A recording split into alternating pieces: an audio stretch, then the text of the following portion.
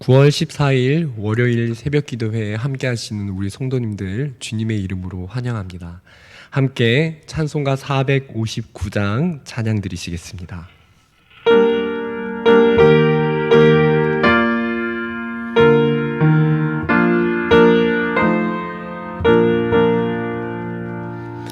누가 주를 따라 섬기려는가? 누가 죄를 떠나 주만 따를까? 누가 주를 섬겨 남을 구할까? 누가 주의 뒤를 따라가려나?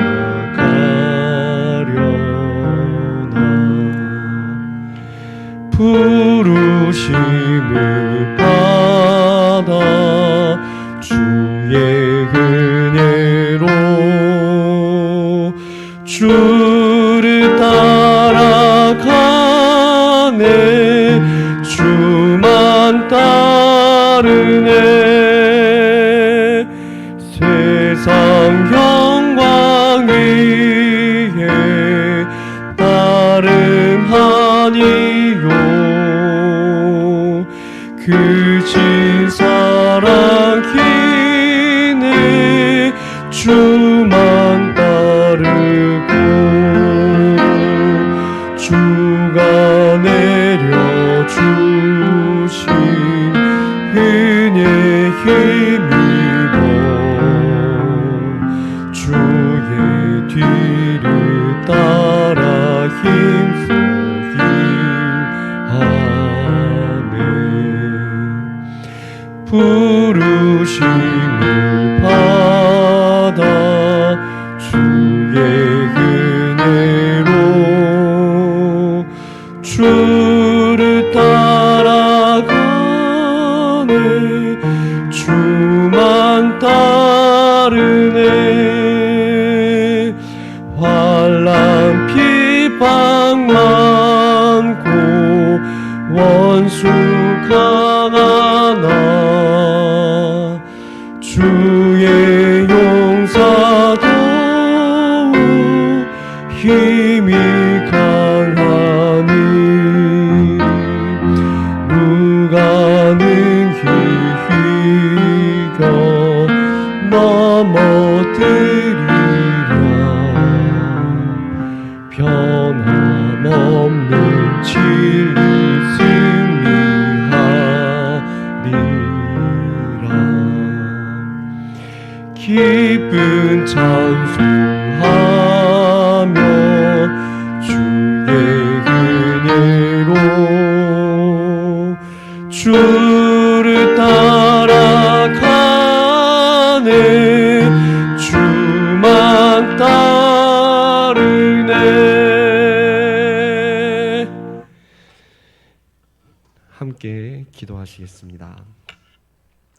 사랑의 주님, 지난 밤을 잘 보내게 해주시고 이 새벽 시간을 허락하시어 오늘 우리가 예배로 하루를 시작하게 하여 주심을 감사드립니다. 하나님, 코로나로 인해서 어려운 순간이 찾아오고 또 우리 마음 가운데 힘겨운 일들도 있지만 오직 주님만이 우리의 소망 되시며 우리가 예배를 통해 참된 평안과 은혜와 참된 안식을 얻게 됨을 믿고 감사드립니다. 하나님, 오늘 이 시간을 통하여서 세상이 줄 수 없는 하나님의 큰 은혜를 누리기를 원합니다. 이 시간 우리 모두에게 주님의 성령으로 충만하게 임재하여 주셔서 우리가 세상의 고난과 어려움을 넉넉히 감당하게 하여 주시고 오늘 우리에게 주시는 말씀으로 인하여서 새 소망과 우리가 나아가야 될 삶의 방향을 발견하게 하여 주시옵소서. 말씀 듣기를 소원합니다. 성령께서 말씀을 조명하여 주셔서 깨닫는 은혜가 우리 모두에게 임하는 그런 시간이 되게 하여 주시옵소서. 감사와 영광 올려드립니다. 예수님의 이름으로 기도드립니다. 아멘.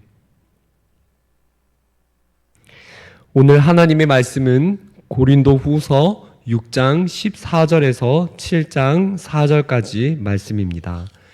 고린도후서 6장 14절에서 7장 4절까지 말씀입니다.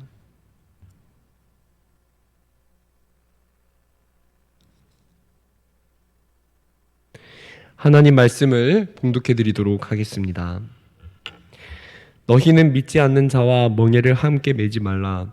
의와 불법이 어찌 함께하며 빛과 어둠이 어찌 사귀며 그리스도와 벨리알이 어찌 조화되며 믿는 자와 믿지 않는 자가 어찌 상관하며 하나님의 성전과 우상이 어찌 일치가 되리요.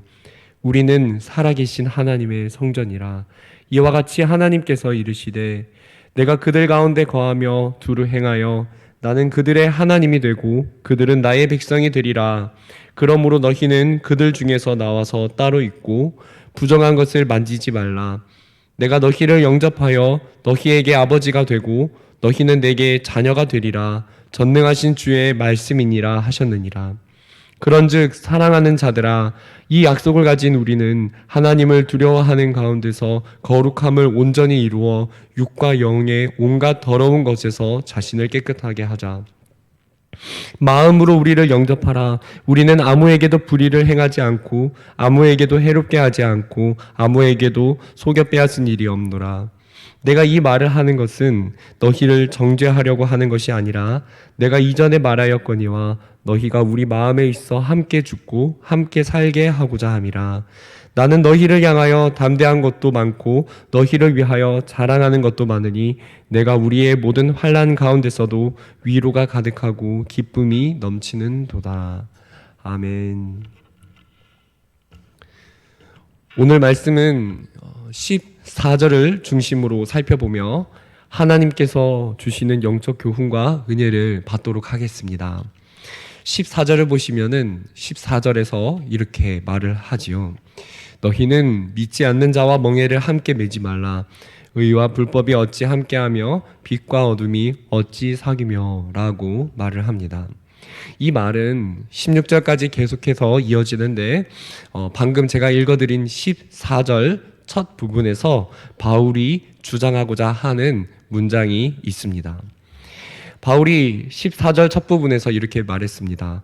너희는 믿지 않는 자와 멍에를 함께 매지 말라. 바울이 말하고자 하는 핵심 요지가 이것인데 바울은 이 문장에 뒤이어서 왜 그래야 하는지 이유를 설명하고 있습니다.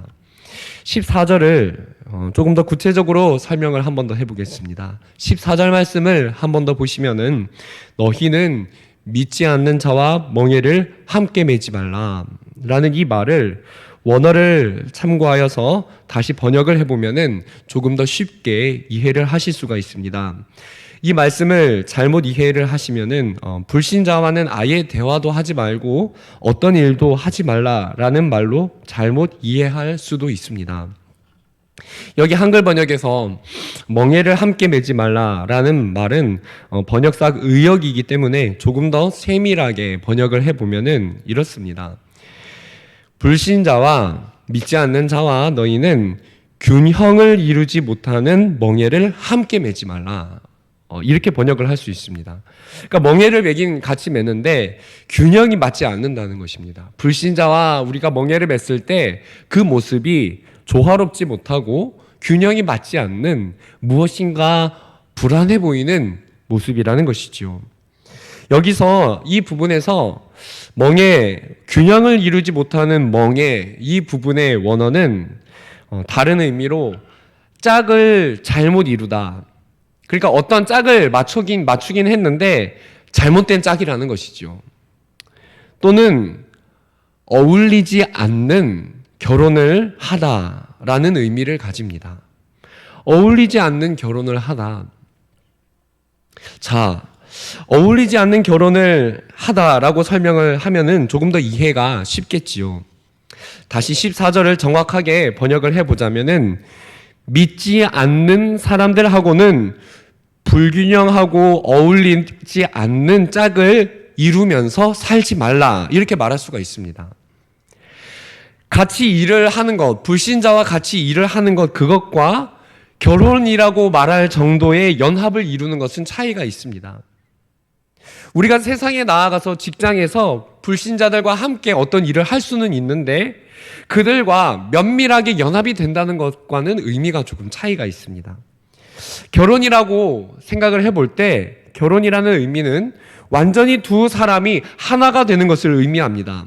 하나가 된다는 것, 상대방을 자신의 삶의 영역으로 전적으로 그 사람의 삶의 방식에 동의를 하고 그 사람이 말하는 가치관에 동의를 하면서 전적으로 그 사람을 받아들이는 것을 의미합니다.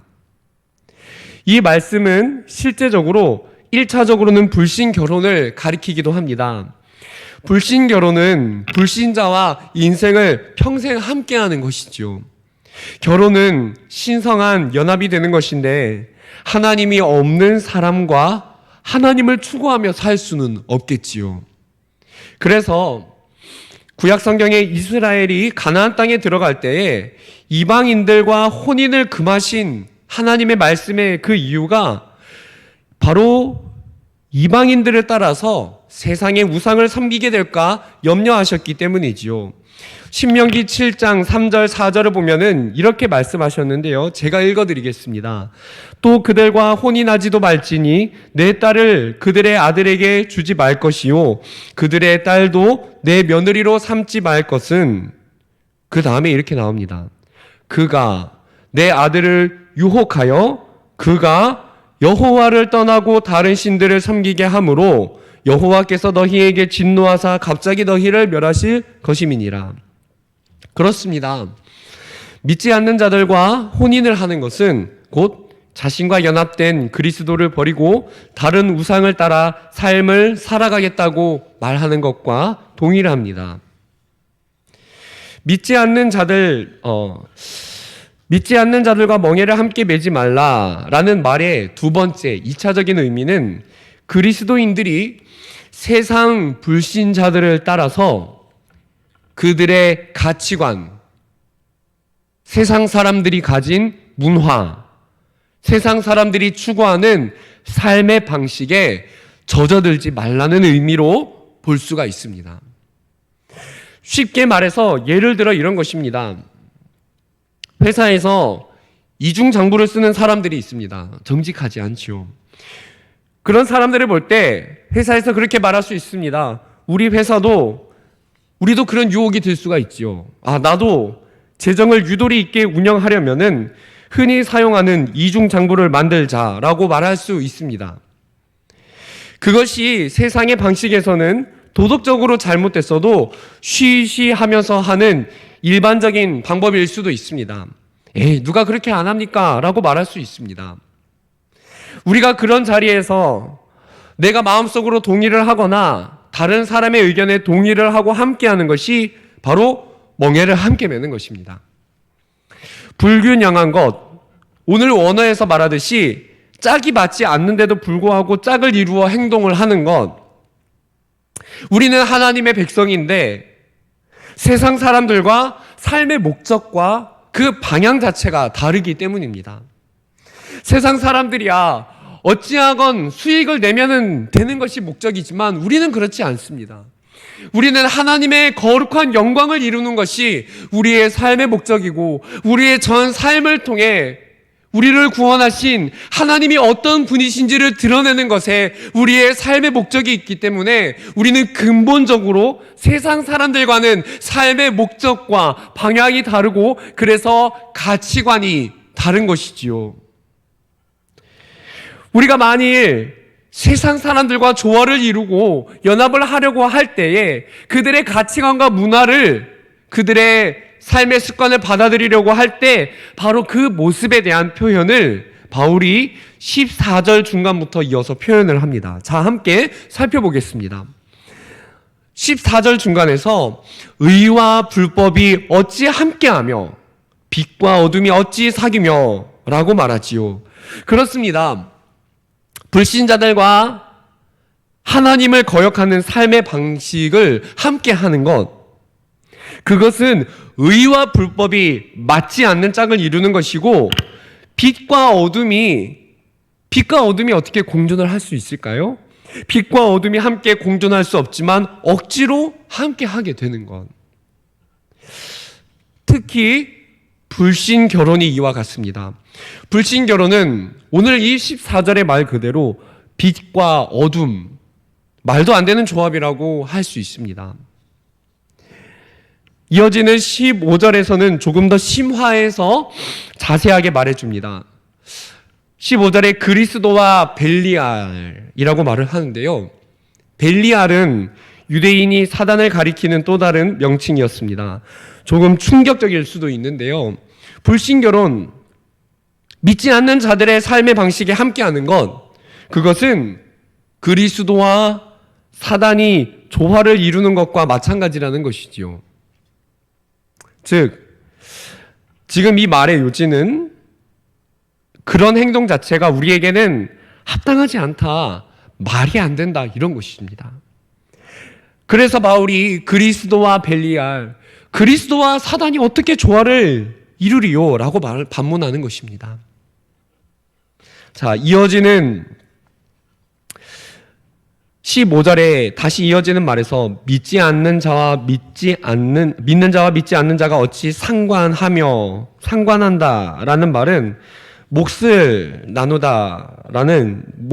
수 있느냐라는 뜻인데, 그러니까 원어로 보면 그렇습니다. 믿는 자들은 하나님의 나라를 상속받을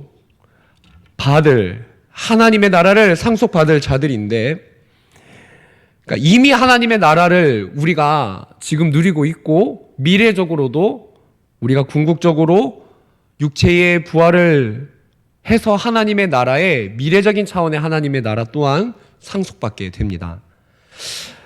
우리는 하나님의 나라를 상속받기로 확정된 자들입니다. 그런데 우리가 상속받을 것, 우리가 지금 누리고 있는 하나님의 나라, 불신자와 나눌 수 있는 그런 종류가 아니라는 것입니다. 예수 그리스도를 영접하지 않고 하나님을 인정하지 않는 자들과 우리가 섞여서 나눌 수 있는, 우리의 삶의 영역은 그들과 공유될 수 있는 그런 차원의 것이 아니라는 것이지요. 즉, 결합 자체가 불가능하다는 것입니다. 그들과 우리는 얻게 될 결과와 인생의 몫이 차원이 다르다는 것이지요. 마지막으로 16절에서 이렇게 말을 합니다. 16절에서 하나님의 성전과 우상이 어찌 일치가 되려. 바울은 믿지 않는 자들과 멍에를 함께 매지 말라는 이 말의 결론에서 우리 자체가 성령님이 거하시는 하나님의 성전이라는 것을 말해줍니다. 성도님들, 구원받은 하나님의 백성은 성령님이 내주하고 계십니다. 우리는 존재 자체가 거룩하다 칭함을 받은 그런 백성입니다. 마지막 결론을 함께 읽어보도록 하겠습니다. 그래서 바울이 말하고자 하는 요지가 7장 1절에 나와 있는데요. 우리 7장 1절 말씀은 우리 한 목소리로 읽어보도록 하겠습니다. 그런즉 살아나는 자들아, 이 약속을 가진 우리는 하나님을 두려워하는 가운데서 거룩함을 온전히 이루어 육과 영의 온갖 더러운 것에서 자신을 깨끗하게 하자. 사랑하는 성도님들, 오늘 이 말씀을 새기며 우리 함께 하루를 힘있게 시작하기를 원합니다. 바울은 말하였습니다. 어찌 그리스도와 벨리알이 조화가 되겠느냐? 네, 이 말은 사실은 이렇습니다. 이 말은 우리가 불신자들과 멍에를 매는 것은 이론상으로 사실은 불가능하다는 것입니다. 성도님들, 우리가 세상 가치관을 따라 죄를 지었을 수 있고요. 그리고 불법한 일을, 오늘 이 말씀을 듣는 가운데 진짜 불법한 일을 행하신 분이 있을 수 있습니다. 그런데 그 일을 따라갈 때에, 또는 마음으로 그런 가치관을 동경했을 때 조화롭지 않다는 것을 어떻게 알 수가 있습니까? 그것은 우리가 그런 일을 할 때마다, 그런 불신자들과 함께 할 때, 마음에 그런 생각을 품을 때 우리 속에는 성령님이 계시기 때문에 지속적으로 찔림이 일어나게 됩니다. 그러니까 무슨 말이냐면은, 우리가 행동을 그렇게 할 수는 있지만 마음이 불편할 수밖에 없습니다. 양심의 반응, 양심의 소리를 통해서 이것이 부조화이라는 것을 알 수 있습니다. 우리는 때로는 회사 직원들과 술집에 가고요. 가면 안 되는 곳을 가는 분들이 있을 수도 있고요. 불신자들을 따라 막 험담을 하다가도요, 생각을 하게 됩니다. 또는 예배를 드리러 왔을 때 생각을 하게 됩니다. 이러면 안 되는데.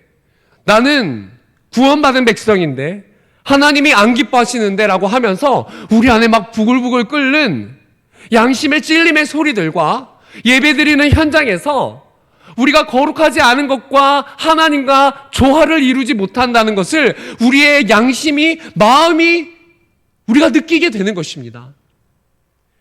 왜 그렇습니까? 그것은 우리가 구원받은 백성이라는 증거이기 때문입니다. 그것이.